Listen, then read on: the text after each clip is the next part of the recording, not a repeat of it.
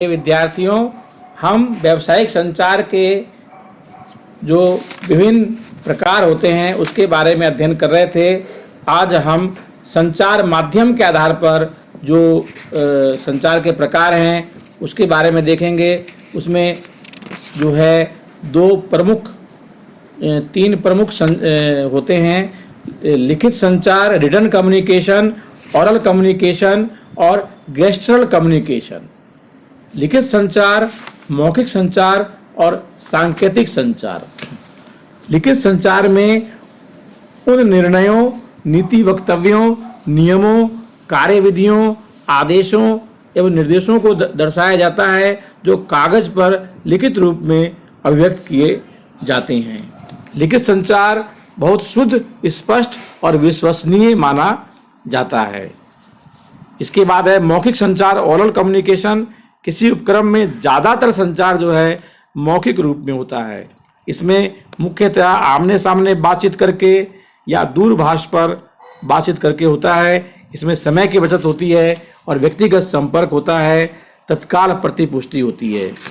और सांकेतिक संचार, जब लोग आमने सामने संचार में भाग लेते हैं तो वे अपने संकेतों द्वारा कहीं अधिक कह जाते हैं। यहाँ तक कि कई बार तो वे जो कुछ कहते हैं उनके अलग उनके संकेत होते हैं। वास्तव में आचरण, व्यवहार और हाव भाव बिना बोले बहुत कुछ कह जाते हैं। इस सांकेतिक संचार को मूक संप्रेषण, साइलेंट कम्युनिकेशन, अमौखिक संप्रेषण, नॉन वर्बल कम्युनिकेशन भी कहा जाता है। उसके बाद बारी आती है औपचारिक और अनौपचारिक संचार की।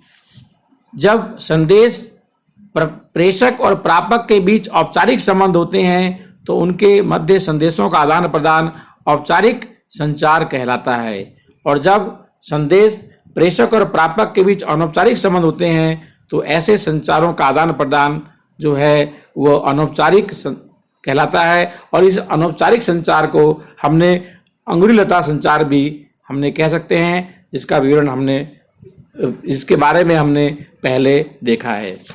अब हम देखेंगे कि संचार की बाधाएं क्या होती है। संचार की बाधाओं में सबसे प्रमुख है समझ की भिन्नता। प्रत्येक व्यक्ति अपने वातावरण में उपस्थित घटनाओं, व्यक्तियों और वस्तुओं को अपने ढंग से विचारों को गढ़ता है, उसके बारे में अर्थ लगाता है। ये एक बहुत बड़ी बाधा है। संकुचित या बंद दिमाग, नैरो या क्लोज्ड माइंड। संचार की प्रक्रिया में एक निहित मान्यता यह है कि प्रेषक और प्रापक दोनों के खुले दिमाग होंगे, दोनों खुले दिमाग से संवादों का आदान प्रदान करेंगे।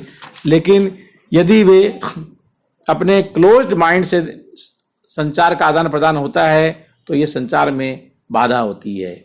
हम वही सुनते हैं जो सुनने की अपेक्षा रखते हैं। We hear what we expect to hear. यह भी कई बार जो है हम जो सुनने की अपेक्षा रखते हैं